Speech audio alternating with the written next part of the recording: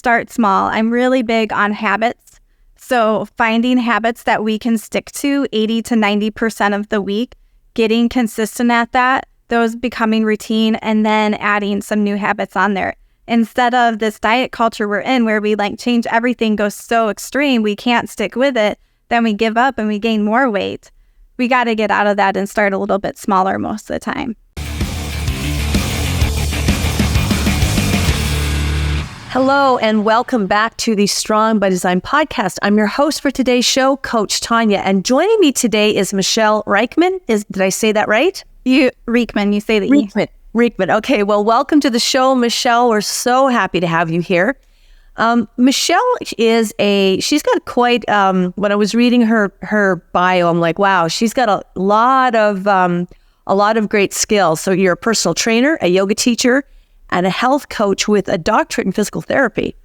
Michele also is the host of the Healthy Beyond 40 podcast, and she helps women nourish their bodies, get healthy, and optimize their metabolism so they can feel better. All great stuff. Welcome, Michele. How are you today? I'm great. How are you? I'm fantastic. Now, where are you dialing in from? Where are you from?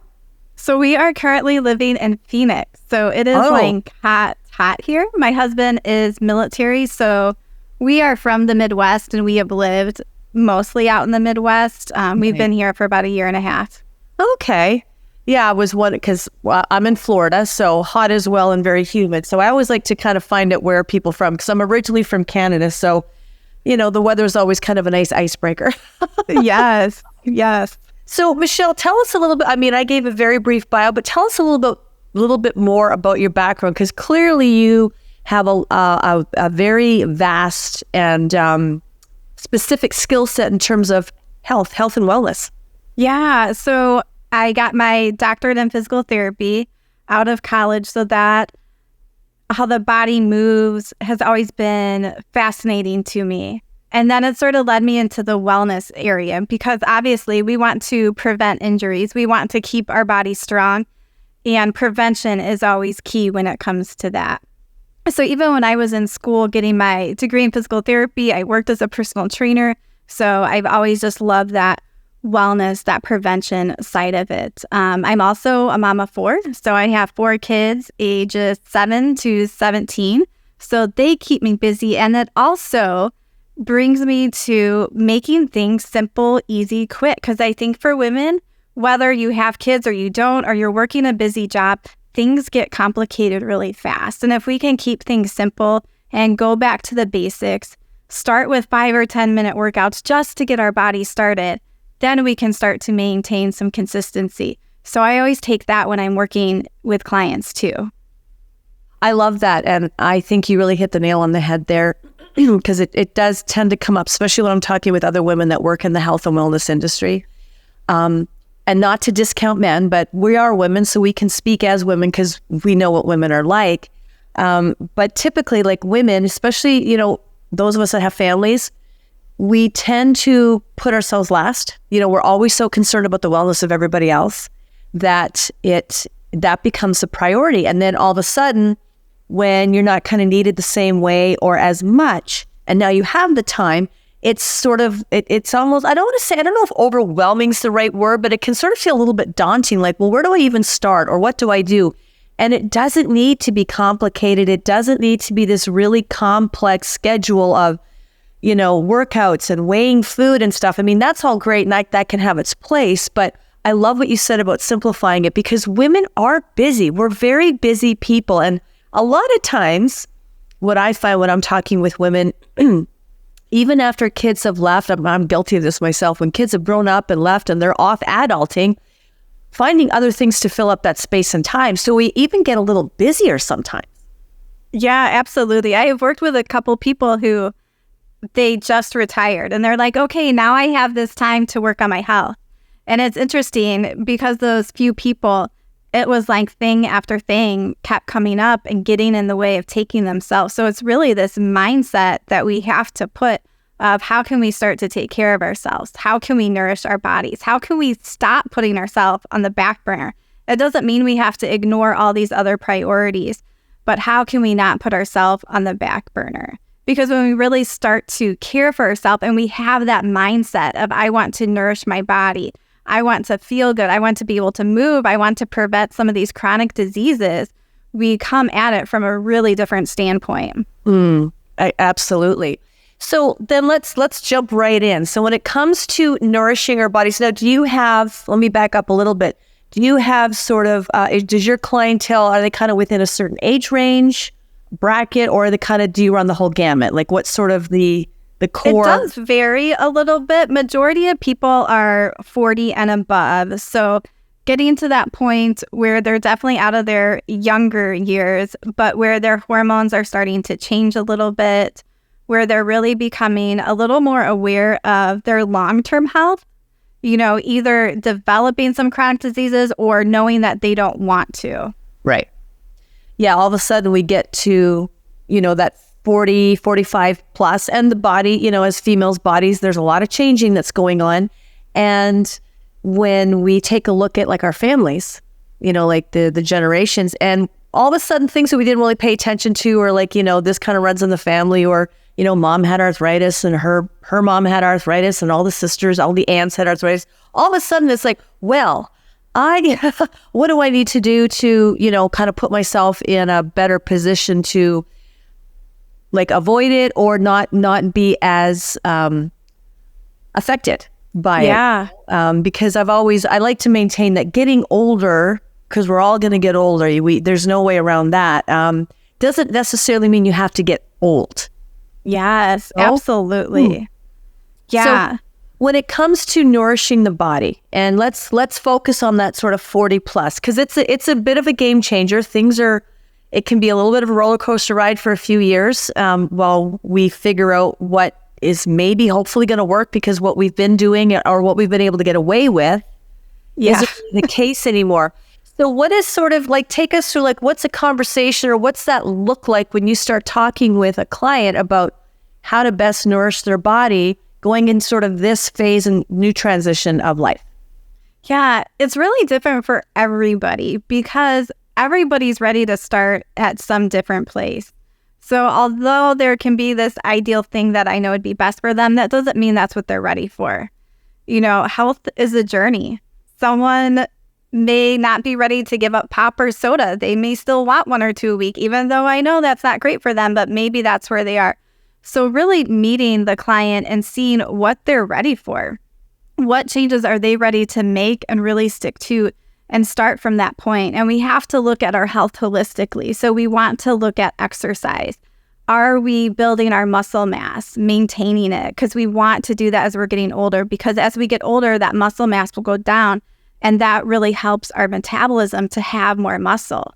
Are we getting enough movement in? And so for me, exercise and movement are two different things. Movement is when we're just walking around, getting steps. Exercise is when those muscles are burning or that heart rate is up. We want a lot of movement. We really only need a little of exercise, so we don't need to overdo it. So we need to look at those pieces. We need to look at nutrition. I mean, it really rules everything. Yeah. So someone might want to start with exercise because that's where they're motivated. So we might start there, but we have to get to that nutrition piece. And sometimes doing that exercise first can be motivating to someone. But food, water has such a huge impact on our muscles, our hormones, the way our body functions. So again, health is a journey. So it depends where that person is in their nutrition, what they're ready to work on. Are they getting enough protein? Are they having enough fiber? How much whole foods are they eating? And then we have to look at the mind too, that mind-body connection, that mindset, how we're handling stress, how are we sleeping, all these other things that are going to impact our hormones make a difference. So we really have to look at that holistically and see where we're ready to start, and start small. I'm really big on habits. So finding habits that we can stick to 80 to 90% of the week, getting consistent at that, those becoming routine, and then adding some new habits on there. Instead of this diet culture we're in where we like change everything, goes so extreme, we can't stick with it, then we give up and we gain more weight. We got to get out of that and start a little bit smaller most of the time. Yeah, I love that. And I love how you said that, you know, you have to start where the client's at, which is I mean, it's so simple, but it's also so brilliant. Because anybody that has worked in the health and wellness industry, particularly when it comes to nutrition and weight loss, there's this common mindset that when somebody finally gets to that point that they're fed up, they're sick and tired of being sick and tired, they're tired of being overweight, maybe they came on their own, or maybe a doctor has said, look, if you don't lose a certain amount of weight, here's some health, here's some consequences to your health looking ahead. And there can be this very extreme mindset, okay, gonna go home, gonna throw out all the bad things and gonna fill the house with just good stuff. And then that doesn't last very long. So can you talk a little bit about why that's the case and why it is so important to start where they're at, and why kind of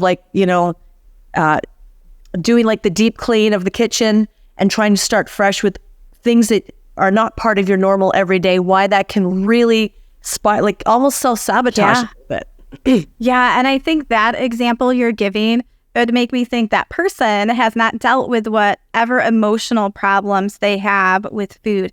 And that is so key. I was just on a free call with somebody today, and her doctor was trying to get her to take Ozempic. She said no, but she ended up taking some other stimulant to lose weight and decrease her appetite. And I'm like, you want to work on these other pieces. What are those emotional things? Because she's like, it's great, I'm not as hungry now. I'm like, okay, but she doesn't want to stay on it long term. Right. A lot of people want to skip over these emotional pieces. What are those different reasons that we're eating? We want to eat for nourishment and fuel majority of the time.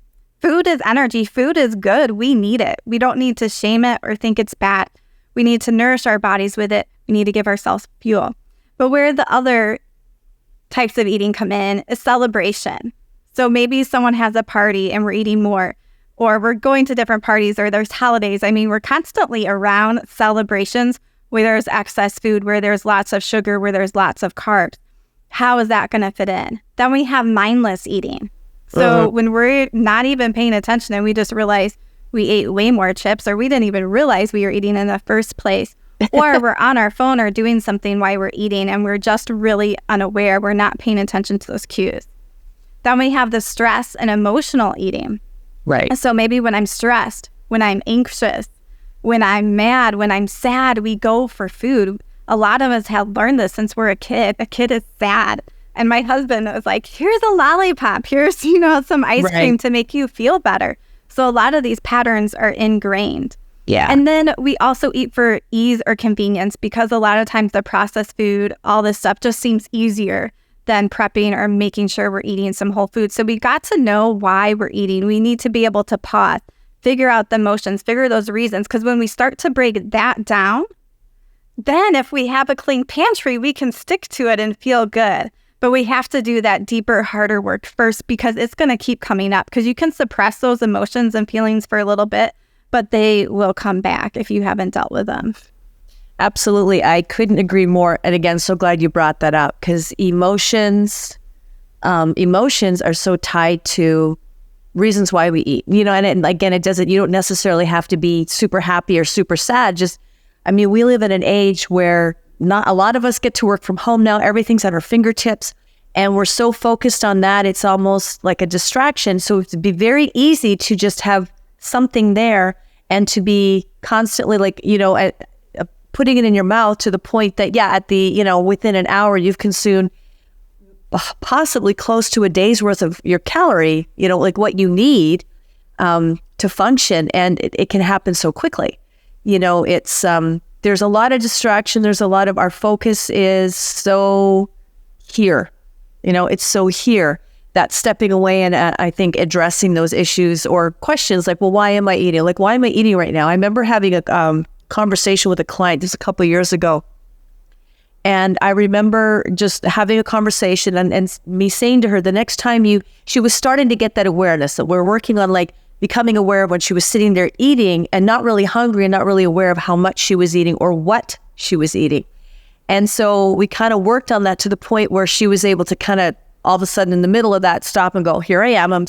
There's a movie on and I'm sitting there with the cheesecake and just kind of eating it. I haven't cut a slice. I haven't portioned it out. And I said, You have to stop and ask yourself, like, where's the feeling from? Like, where's the feeling of hunger? Like, if it's hunger, where are you feeling that, or something else? And it turned out that when she was very young, there was some kind of family thing, get together, and something happened. It wasn't catastrophic, nobody died, but it was something that, as a little girl, it was really traumatic for her. It was in her memory somewhere. And so whenever something triggered that similar emotion, she would just kind of find a very comfortable place to put her body and find something very comfortable to eat without really, like, it was almost, she was just so, it was like a default switch that went, you know? Yeah, absolutely. I hear stories like that from my clients too, because food is soothing, especially sugar or carbs. It can increase our serotonin. It makes us temporarily feel better. Long term, we won't. But I think going back to that idea of, am I actually hungry? And I think a lot of times when it comes to emotional eating, people aren't even aware. They'll think they don't do that. But pretty much every time we're eating, there is some emotion. It could be boredom. Yeah. There's something going on unless we are truly hungry. So we just have to pause. So I like to tell people, take a 90-second pause, take some deep breaths. When we do deep breathing, we get more of our prefrontal cortex, the front of our brain. We're able to think clear. Because when we're when we're reaching for a piece of food, we're not necessarily thinking very clearly. We're not in that logical part of our brain. So if we can take some deep breaths, calm our brain, ask ourselves, what am I feeling? What am I thinking right now? It doesn't mean that you have to make a different choice, but if you start to bring that awareness and really know what your patterns, what your habits are, it's going to make a world of a difference, especially if you're ready to do something different. If you understand it and have some support, then you can. Right. Yeah. Well said. Well said. So when you are working with somebody and, working with them on, the end game being like to better nourish their body, and they get to a point where they've got a better awareness of the reasons why, they're aware of what's going on, like where they're feeling those things in their body, and able to have kind of that internal discussion, like, okay, what is it I'm really feeling? Am I really hungry, or am I bored, or am I sad, or whatever I am? When you start to talk about actual food, because I think food a lot of times gets a really bad rap. It's like food has become this punishment reward thing, and I think that actually, in my opinion, it can add to any emotional trauma or any of those psychological triggers that someone may already be having that they're not really aware of. All of a sudden, food becomes this like reward punishment thing. It's just compounding a problem that we still have to kind of dig up and get to. So if somebody's there, they've got that awareness, they're working on it. What kind of discussions, or how do you start talking about food in a way as far as better ways to feed yourself, to nourish yourself, but also there really isn't really any bad foods. I mean, there's better foods than others, but sometimes a slice of pizza and a glass of wine is not the worst thing. Like if the 80-20 rule or the 90-10 with all of your lifestyle habits, it's not bad food. Like, how do you get there with somebody?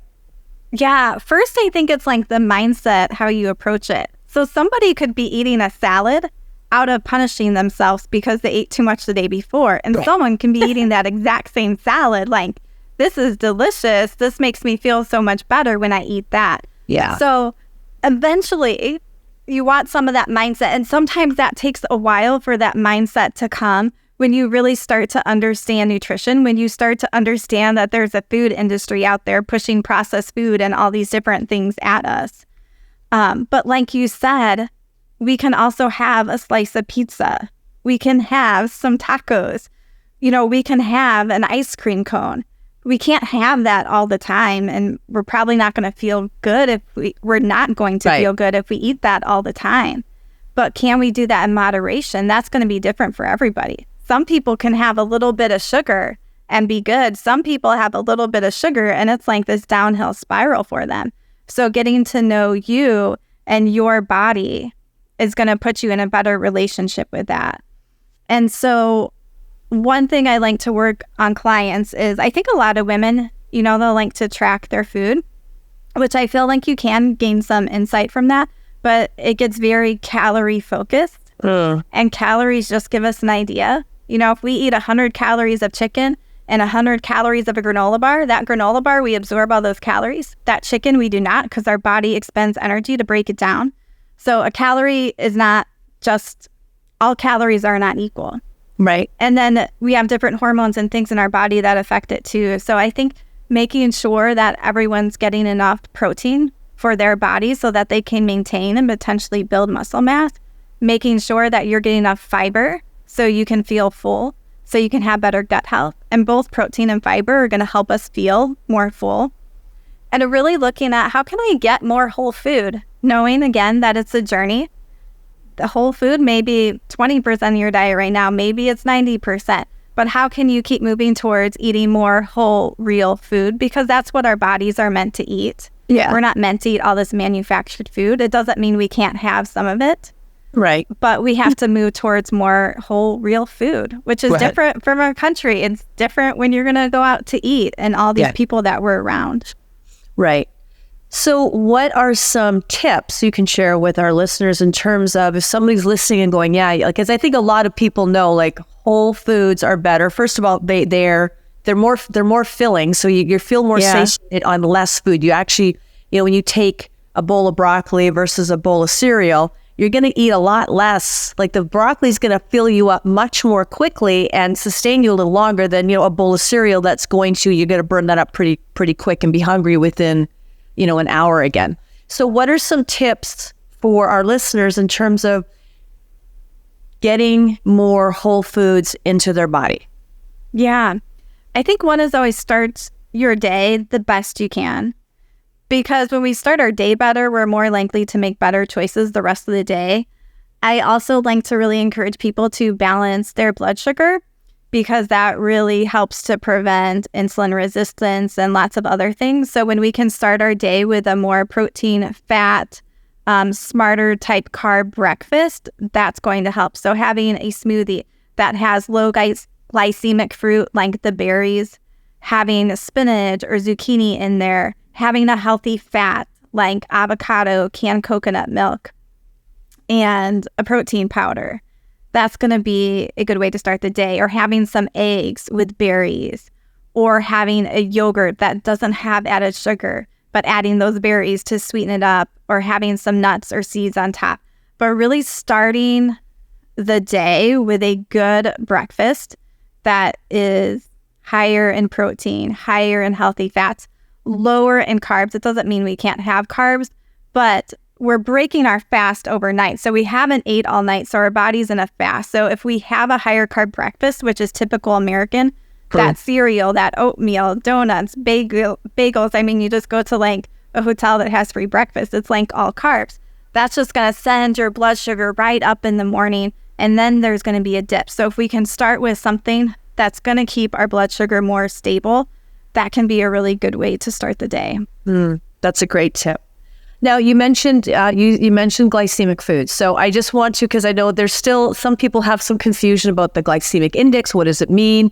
And some people that I've had conversations with almost see it as like good foods and bad foods. But there's a little more to it than that. So can you talk about the glycemic index, what that means, and what foods are high glycemic, what foods are low glycemic, and why it's actually worth paying attention to? Yeah. And there's also the glycemic load that takes into account how much of the food there is. So for example, watermelon's going to say it's a high glycemic food, but it goes by how much it weighs. And so the glycemic load is going to be okay. So those are two different things you can look at. A lot of times those numbers run somewhat close, but it's how fast your body is going to turn that into sugar. So obviously things like breads, potato chips, potatoes will spike it, rice will. So even some of those healthier foods, but there are ways that we can still eat some of those, like rice or something, when we have a smaller portion, when we have protein and fiber first, and then we have a carb, we're not going to spike as high. When we get up and move after we eat, we're taking that blood glucose that's in our bloodstream and moving it into our muscles. So our blood sugar isn't going to spike as high because food is fuel. We're meant to use it. What happens is when we're more sedentary, that rises and our pancreas has to pump out more insulin to bring that blood sugar down. So even some healthy foods, I would say, that are higher in the glycemic index would be something like a banana or mango. So we don't want to eat those by themselves. It doesn't mean they're a bad food. But if someone is more worried about insulin resistance or has some health conditions going on, they want to be more mindful of this. So how can they, one, maybe choose lower glycemic stuff, or how can they eat it in a way where they're having it with that protein and fiber, so their blood sugar won't spike as high, or having a smaller portion of it. Right. Good. That's a good explanation for people. So I want to go back to protein and fiber, because they're two very important nutrients that the body needs. Women typically, especially as we get older too, can be a struggle getting enough protein in. So kind of a two-part question. One, why is protein so important specifically for women, and how can we get more protein into our body? Because protein usually involves a lot more chewing. And sometimes it's the idea of having to stop and have a meal, because that's the other thing in a busy life, stopping to have a meal. That's become not as, I remember growing up, it was you at school and you stopped for lunchtime. Back in the day, there was lunch hour and we all stopped and everybody had their lunch box or their brown bags and you had your lunch, and then you'd go home and stuff after school. But then dinner time, you sat down, you had a meal. That's not as common anymore, So back to the protein, why is it important for women? How can we get more of it into our bodies? Yeah, so in order to build muscle, maintain your muscle, you have to get adequate protein intake. So if you've ever seen someone, a little kid who is starving, they'll have that big belly. So that's actually a protein deficiency. So it's really an essential nutrient. So that is an extreme. But I share that because that's just how important protein is. And we don't want to have disease. We don't want to be just normal. We really want to live optimally. So we really need that protein to help build and maintain muscle mass, because that muscle house is the power to our metabolism. When you think of someone in their 80s or 90s, you're picturing someone frail who doesn't have a lot of muscle mass. So we want to do as much as we can to build and maintain that muscle mass as we're getting older. And we need that healthy dose of protein to do that. It also helps us to feel more full too. It's a very satiating nutrient. Versus carbs, you're not going to quite feel as full from carbs. So it also helps us from that standpoint too. And I think the other thing you said, it's so important to really stop for meals. It doesn't have to be long, but right. Also a lot of us are constantly snacking or eating throughout the day. So if someone is working on blood sugar regulation or insulin resistance, really trying to have 3 meals a day can help too, because what happens is every time we eat, we'll get that blood sugar spike. Our pancreas has to pump out insulin, and it's doing that all day. So if we can try to go to 3 meals, or maybe for someone that's 4 meals, that can really help too. So if we're just eating less times a day, that helps. And then we can be more intentional around those meals. And I gave some ideas for the breakfast, like the smoothie, eggs, yogurt. I think it's really helpful to plan and prep for a week too. So I will either do leftovers, so I'll make enough at dinner so I have some type of protein to have on a salad or something like that the next day, or with vegetables. Or intentionally on Sunday, I'm going to bake extra chicken to do that. So it doesn't really take that much longer, but it's just something you have to be intentional about and thinking about. So we can use, obviously meat is typically really high in protein. Some meat will have some fat in it too, but that's going to be a really good protein source. The other things, if you eat dairy, you can do Greek unsweetened yogurt. It's going to be high. You can add collagen protein to your smoothies or other things. But once you start to become aware and find the protein sources that you like, it does get a little bit easier. But starting something new is always hard. That's the hardest part. Yeah, no, definitely. New habits can feel like a whole other job, but it's not the norm. So if your norm is to hit snooze 3 times, get up, have coffee, kind of make your way, shower, dress, out the door, get to work, another coffee, that's just the norm. It's not that it's easier, but then when you switch up the routine, it can feel like, that was always a big conversation with clients, is that it felt like so much work at the beginning. It's a new routine. And because you're not used to it, it's going to feel like work because you're doing things outside. Like you're not on a default switch anymore. You're not on autopilot. So now all of a sudden you have to think and be intentional, which is a necessary part of the process, especially when you're being intentional about feeding your body better, to nourish your body better, to be healthier and have greater wellness. You need that awareness. That's how it works. So being intentional and having that awareness, that's all part of the puzzle. But it can definitely, I remember having clients go, it's so much work. I'm like, but actually, how much more work is it? Like, what did you make for dinner? Roast chicken, a green salad and a side vegetable. So what if you cook what if you put 2 chickens in the oven instead of 1? It's really no more time. Yeah. And now you're actually ready for the next day or two. You've got like you said, you've got that extra protein to put on a salad or have with veggies or something the next day.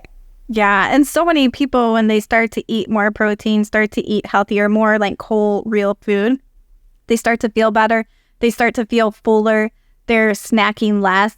So it is figuring out those strategies that you need to start it, or that motivation that you need, or the accountability, and then really noticing how you're feeling too.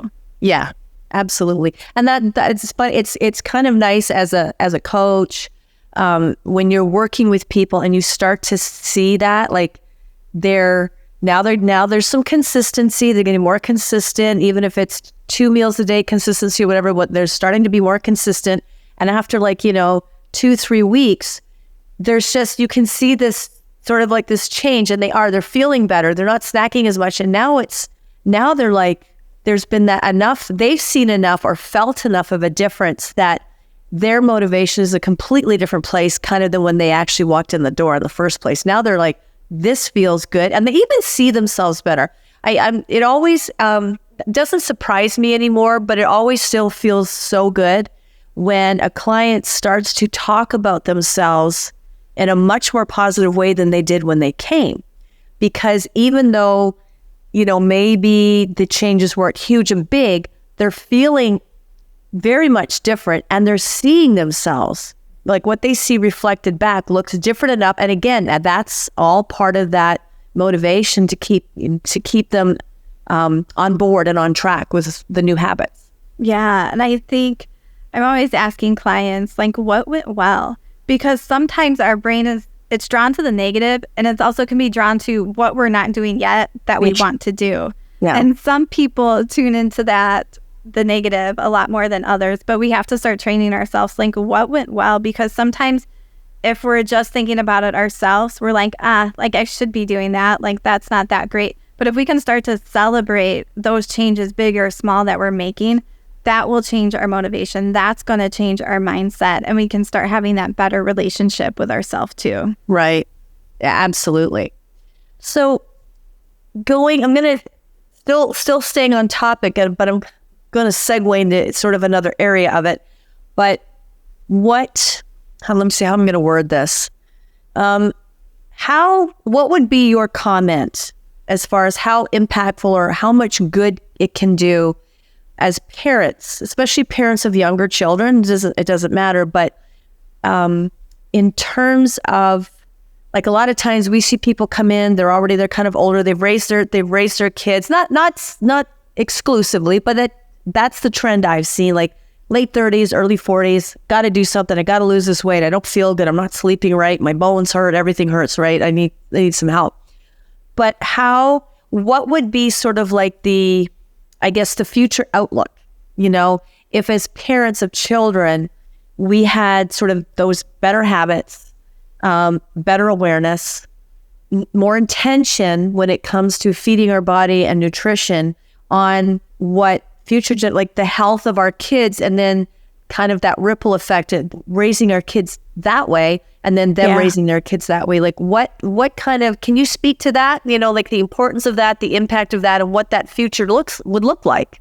Yeah, I think it's such an important topic because, I mean, just look at the health of our kids. Like there's actually like type 1 diabetes or type 2 diabetes showing up in kids. That's supposed to be adult onset. But we're eating so much sugar. I mean, these kids are going to school. They're constantly rewarded with sugar because it's cheap. Or like my kids have like a flag football game and parents bring snacks and it's like a juice and crappy snacks. Like our kids are bombarded with unhealthy food. But I will have clients that come with me that still have kids at home and they're like, I want my kid to eat better. I'm like, okay, well, first we're just going to focus on you for a pretty long time because you have to get that solid, because parents, we have this compassion and love for our kids that we want more for them.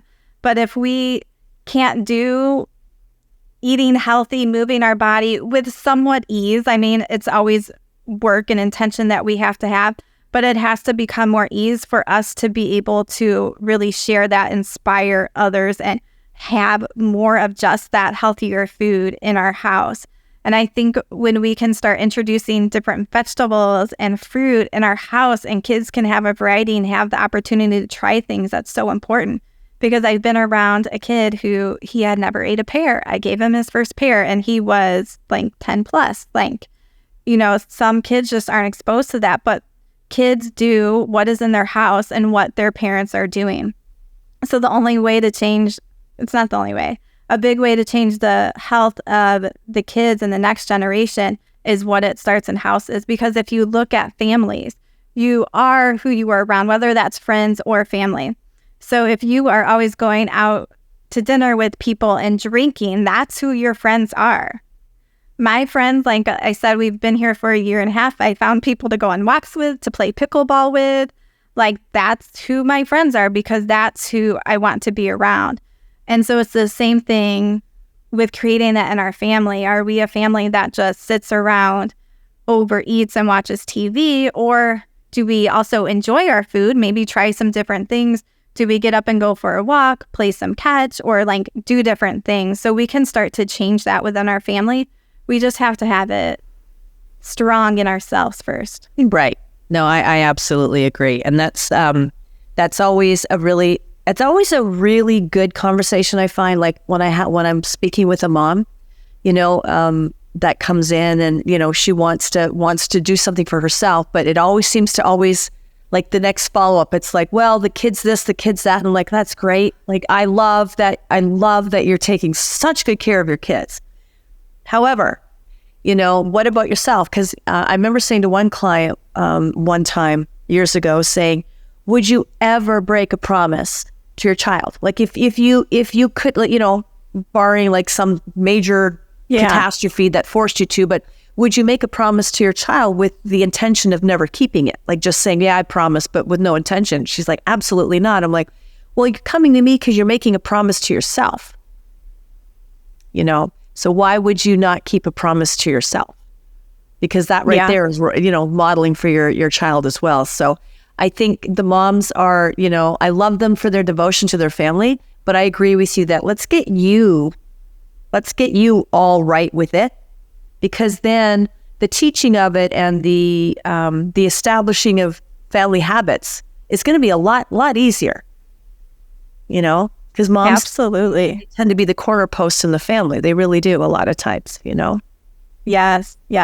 I can definitely say for my family too, I am the one planning the food. If dad goes to the store or plan stuff, it definitely isn't as healthy as I would do it. But right. So before we, I want to end on with some like tools, tips, help for our listeners. So for the people listening, just that are thinking, okay, so I need to start somewhere. I need to start making better choices, need to start, some better habits. Again, you can't just do it all at once. It's like somebody that's wanting to quit smoking, throwing away all the cigarettes and trying to go cold turkey is not usually a very successful outcome for most people. Like some sort of program, some sort of routine to get there is usually the more successful.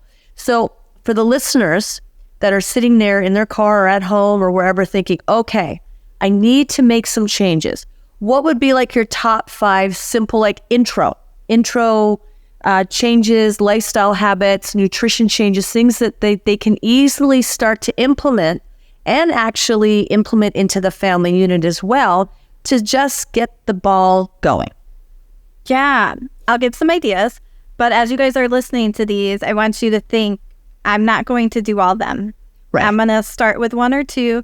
And then I like to tell people to have like a brain dump list. Like all these other things you want to do that seem like a great idea, put it on a brain dump list. Start with 1 or 2 and then come back to it.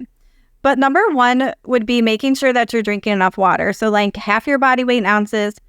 I mean, it can be a hard habit to start, but it's also a relatively easy thing.